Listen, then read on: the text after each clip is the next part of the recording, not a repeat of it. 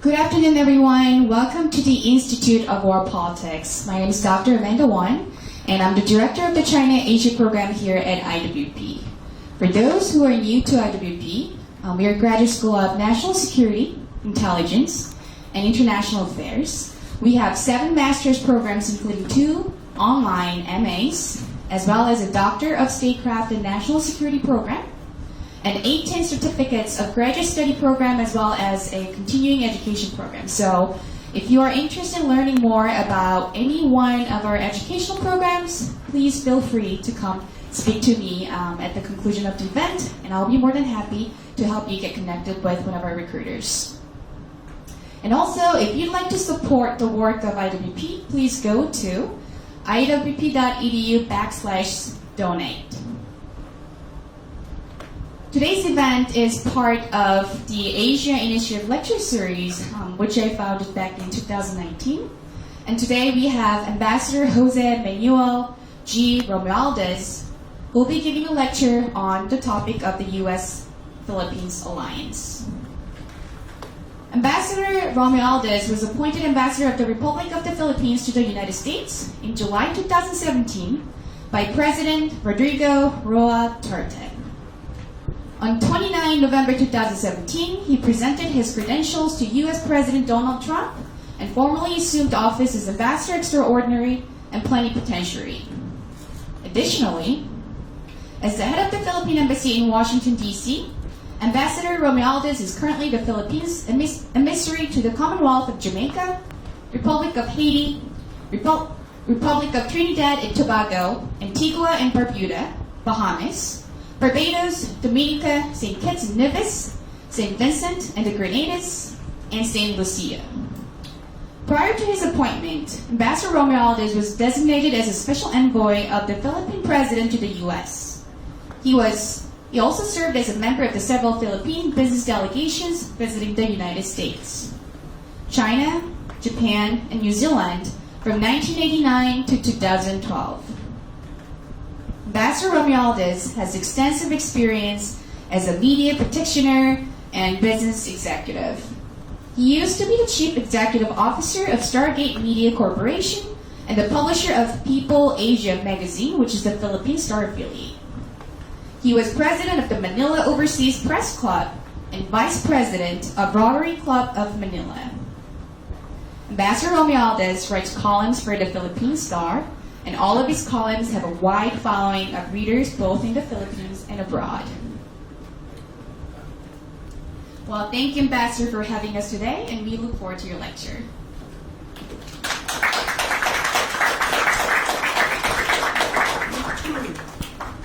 Thank you, Dr. Amanda.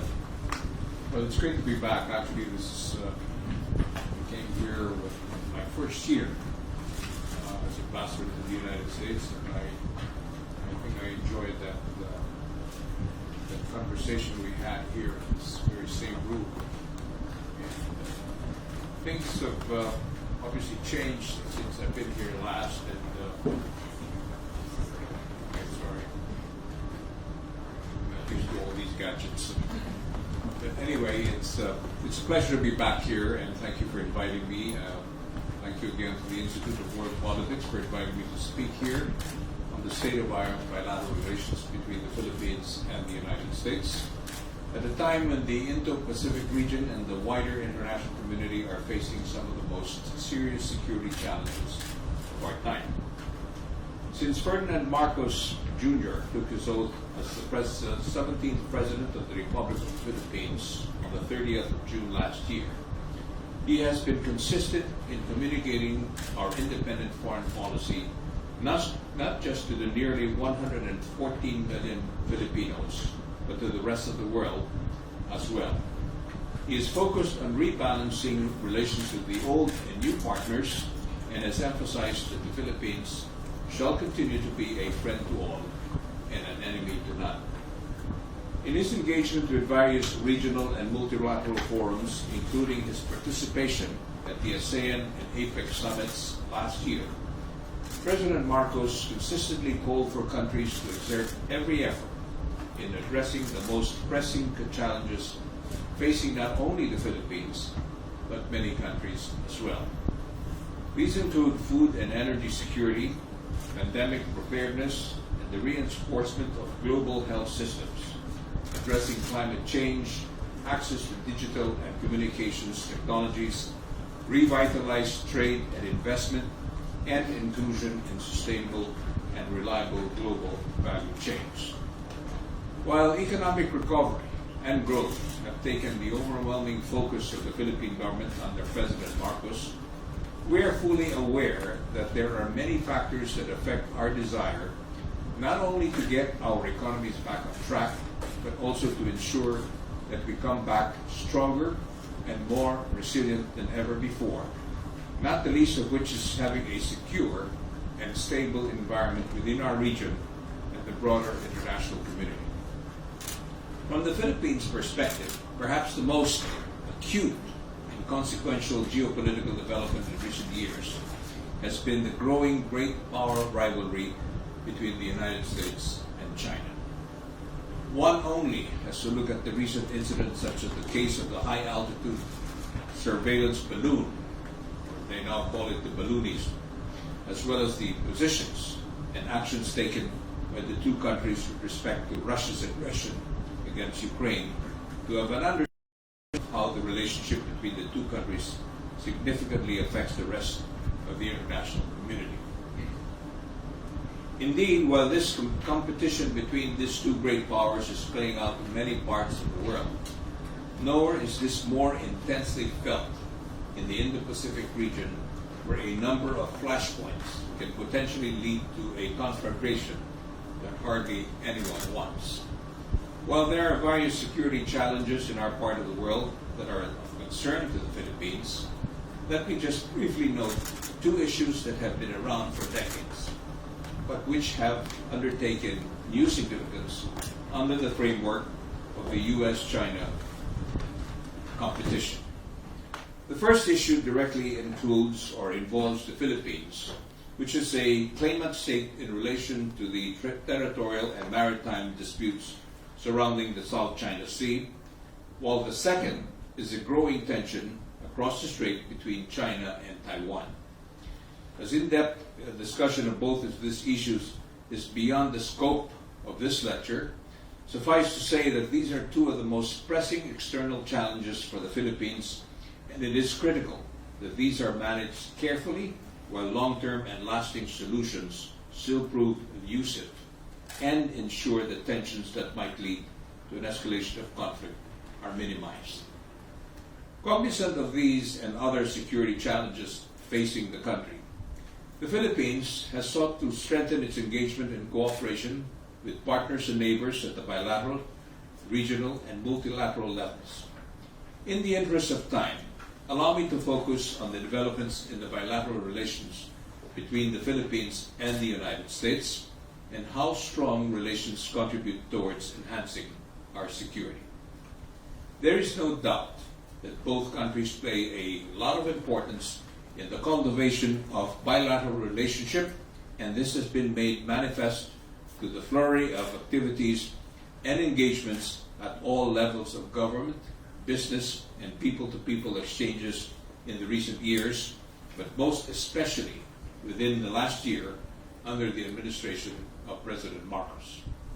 From President Biden being the first foreign leader to call and congratulate the President-elect Marcos after election results came out last May, to their bilateral meeting in New York City in September during the UN General Assembly meetings, to the visit of Vice President Kamala Harris to the Philippines in November, these engagements at the highest levels not only fostered personal ties and built mutual trust and confidence among our leaders, they also provided numerous opportunities to review the state of our relationship and to chart its future course, as well as open new areas of cooperation while deepening and enhancing existing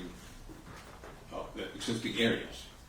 One of the most important foundations of our bilateral relationship is, of course, our decades-old security alliance, our Mutual Defense Treaty, which is bolstered by the Visiting Forces Agreement and the Enhanced Defense Cooperation or Agreement, or EDCA.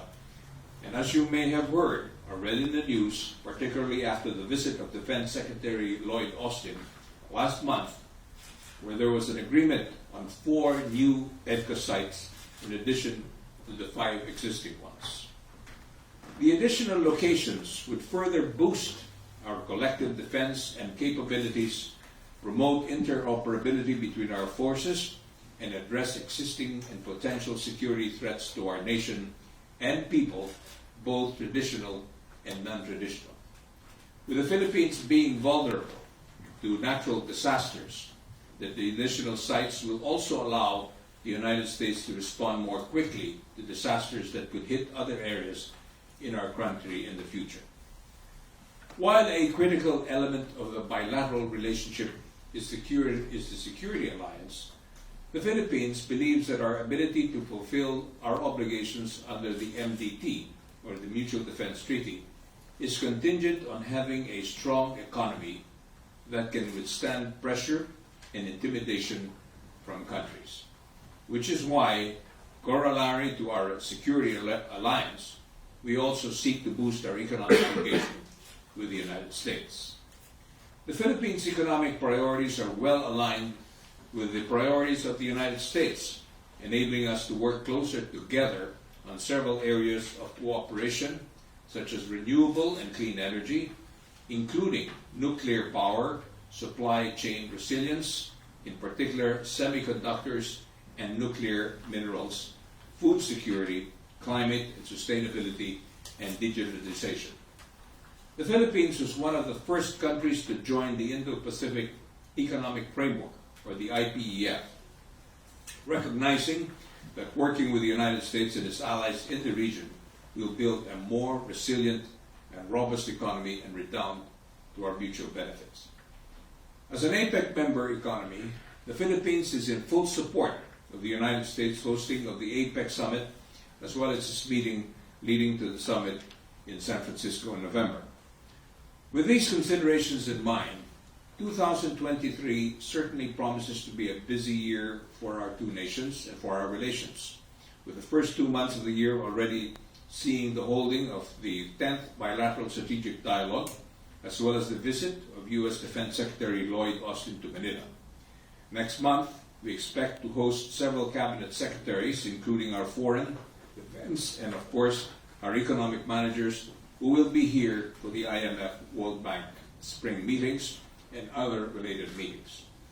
While we certainly expect President Marcos to visit the West Coast later in the year to the APEC summit, we are also working on a possible standalone visit here in Washington, D.C., although we have yet to agree on the likely dates.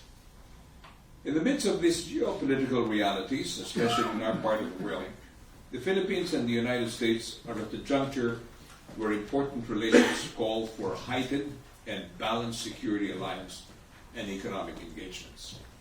Without any doubt, having a strong bilateral relationship between our two countries will contribute to the regional peace, stability, and security in the Indo-Pacific area. I think I've said enough. Thank you. I'm ready for any questions. Thank you.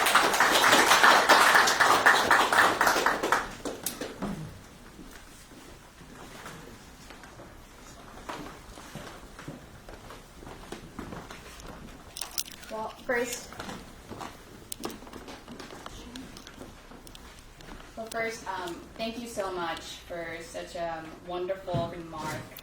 And before we open it up to the audience, I have 3 questions that I wanted to ask for Ambassador. So my first question is, how can the U.S.-Philippines alliance can help counter the Chinese military aggression as well as influence in the region of Southeast Asia?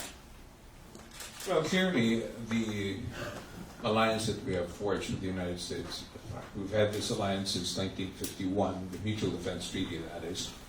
And it is really more of a deterrent that we are looking at. And I think that we've, both our countries have agreed. And since the Philippines is obviously located in one of the most expensive real estates in the Pacific region, which is right in the center of Asia, you can see why it is very important for us to work with like-minded countries, not only like the United States, but Australia, Japan, and other countries that have the same fears of any aggression coming from a country like China. This is more of a deterrent. While we continue to reach out with China, the problem really is we have avoided poking the polar bear, or the panda bear, as they say. But, you know, I think there's always a limit to all of these things that are happening in any part of the world. So, like President Biden said, don't underestimate the United States. And the American eagle is high up there, and we do have a Philippine eagle too. So there is that situation where we need to really make it clear and be very strong in our commitment in the Indo-Pacific region that we will not allow any kind of aggression or intimidation coming from China. Thank you. My second question is, how can the people-to-people strategy better promote and strengthen the U.S.-Philippines alliance? Well, people-to-people obviously is an important part of the whole equation. We obviously have a lot of Filipino Americans here in the United States. They've done very well. We're very proud of them. They played a major role in the last pandemic. Many of our nurses and doctors. And of course, we have also a number of American citizens who live in the Philippines and retired there, actually. So this type of exchange has been there for a long time. And now we have a number of students who actually have gone to school here and are going to school here. All these exchanges are part and parcel of why we have the same like-minded way of thinking in terms of the way we see our democracy and our freedom. Thank you. And my last question is, so the United States and the Philippines have a strong trade and investment relationship with over $18 billion in goods and services traded during 2020, as the U.S. is the Philippines' third largest trading partner. So in that regard, what are the key foreign policy objectives for the Marcos administration towards the U.S. as well as other allied countries in Asia? Well, as I said earlier, the thrust of President Marcos really is for us to have what we call economic security. This is very important for any country. At the end of the day, economic security plays a major role in how a country remains stable and strong. And the message is clear that while we look at the United States as our most trusted ally, 85% of Filipinos think so, we also want to be a real partner. And by that I mean we want to be economically strong. We don't, as I've told our friends here in the U.S. Congress, I always tell them I'm not here to ask for aid, but we want more trade. So more trade, less aid is what we're looking at. Okay, now we're going to open up the Q&A session for our attendees, and if you have any questions, please raise your hand now. Gentleman in the back. My question is, would the Philippines join PATO, Pacific Alliance, a treaty organization made up of the Philippines, Japan, South Korea, Taiwan, Australia, Vietnam, and the U.S. to counter Chinese rise? The second question is, would you welcome another Navy base in the Philippines, U.S. Navy base? What is that, U.S. Navy. Navy base? Well, let me answer your first question.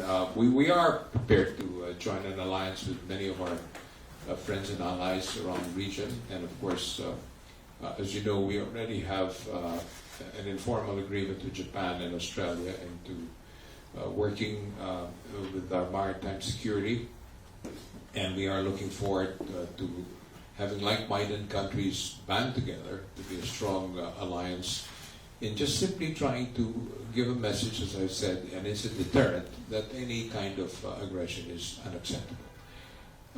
Now, as far as bases are concerned, we have a new constitution in the Philippines which does not allow foreign bases to operate in the Philippines. And so that is enshrined in our constitution while we see the importance of our alliance with the United States. So we have come out with what we call the Enhanced Defense Cooperation, which allows on a rotation basis, the Visiting Forces Agreement, which allows American troops to come to the Philippines and train with our soldiers. And I think that that has worked very well for us because our soldiers are extremely getting more and more trained and be ready for any eventuality. But the bottom line is, I think that kind of cooperation is most welcome, and many other countries are actually doing the same thing now, which is really an example of how cooperation and working together, interoperability with our forces can be achieved. Thank you, sir. Thanks so much. Thank you. Gentlemen.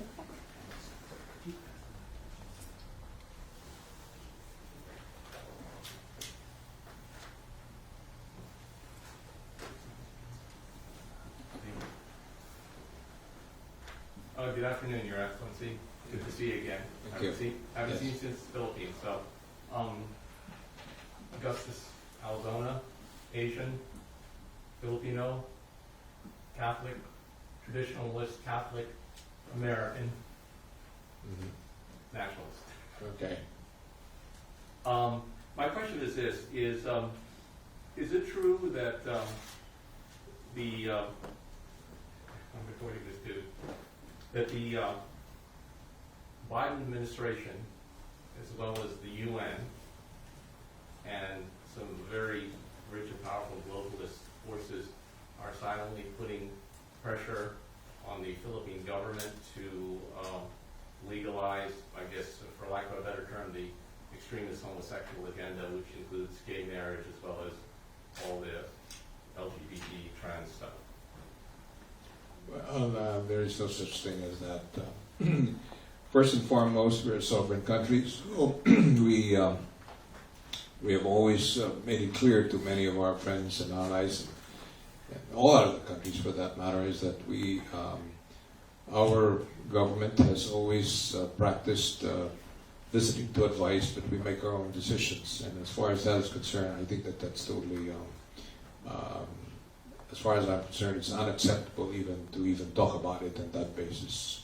So we certainly have the same values as most countries as far as freedom, and we do not engage in such activities, even if we are a country that is all predominantly Catholic. But at the same time, we have freedom of religion in the Philippines, and freedom of expression, and everything else that goes with it. Thank you. Gentlemen.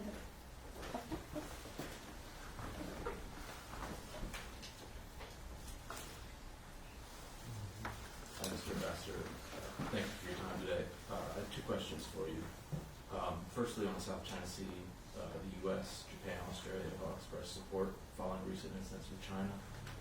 What is the Philippines looking for those countries in terms of support or activity on a bilateral or multilateral basis? And then secondly, following the recent EDCA announcements, there was some criticism in the Philippines, including from the President's sister, the Senator. Is this criticism, do you expect it to be an impediment to EDCA implementation? Well, first and foremost, in answer to your first question, obviously these countries that you mentioned have the same feeling as we do, that we have to be together when it comes to territorial integrity and sovereignty. And so we are working with them in, again, as I said, the maritime security and freedom of navigation. Now, as I just said just a few minutes ago, we are practicing the democratic principles in the Philippines. We have a free and open society. The sister of the president is a senator of the Republic of the Philippines. She's free to express her opinion, of course. And because she is very much tuned to the northern part of the Philippines, where this particular sites are going to be located, her fear is very, I would say, it is very real because of the Taiwan issue.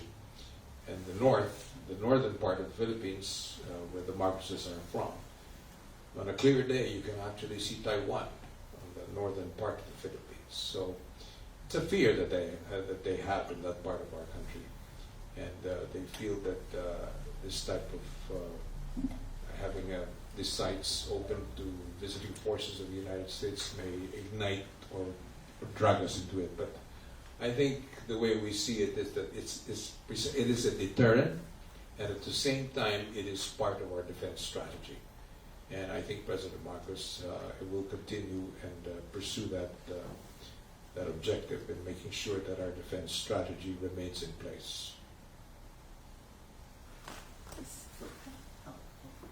Thank you, Master. So I want to ask you, so Philippines is right to the south of China. Now, logistically, if you look at the balloon that got manufactured in China, would have crossed North Korea, Japan on the north. On the south, it would have gone through Philippines. So what I'm wondering is, sure, they would have manufactured the balloon, but how can we be so sure it may not have come from North Korea? Or even for that matter, Russia, because manufacturing is one thing, transporting is one more thing. Do you think we are jumping to judgments or conclusions without figuring out some proper, analysis, hypothesis? Well, as far as, let me just try to, the briefing that was actually given to our defense people on this balloon issue is clearly they see that as what happened here in the United States very recently. And I understand it has happened to other countries too. And China has admitted to it that they were claiming, or they denied that it was to do any kind of spying on the United States military installations or whatever. It was just purely for weather or whatever it is. But we hear the same story all the time, just like the laser incident that happened in the Philippines, where the military-grade laser was pointed at our Coast Guard, and at the same time even our fishermen, who constantly are being harassed almost every single day. And they have been fishing in those areas for hundreds of years. So, and then you have the Chinese ambassador saying that he showed us a pen that was a laser, and said, this is what we used. I mean, that's practically telling you you're so stupid. We're not. So certainly we won't allow that. And I think the United States is also feeling the same thing with the balloon issue. They were told that it was just purely for the weather or for whatever it is. So these are things I think that sometimes you try your best to avoid any kind, but when a country consistently denies it and makes it seem that it was nothing really and makes you look like you don't know what you're talking about, I mean, it becomes to a point of being insulting, I think. Any more questions? Okay, well, thank you so much, Ambassador, for having us today and such a wonderful remark. And before we close the event, I want to share our upcoming event. So the China-Asia program just launched a new event series, which is called Mentoring Series for Intelligence and Foreign Policy Careers. And we'll be hosting Dr. Jen Goldman, who's the editor of chief for the Journal of Intelligence and Counterintelligence. So please, it'll be a virtual event, by the way. So if you'd like to check out any one of our events, please go to iwp.edu. And thank you all for coming today.